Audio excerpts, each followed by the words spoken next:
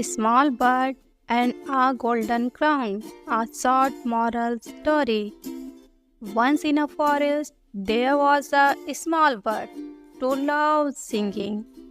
One day, a big bird heard a small bird singing. Big bird was very jealous and told a small bird, "Stop singing. You are too small and your voice is very bad." The small bird felt sad but didn't stop singing. She practiced every day and her voice is got better day by day. Few days later, a king was passing by the forest. He heard a small bird's beautiful song and was very impressed. He gave the small bird a beautiful golden crown.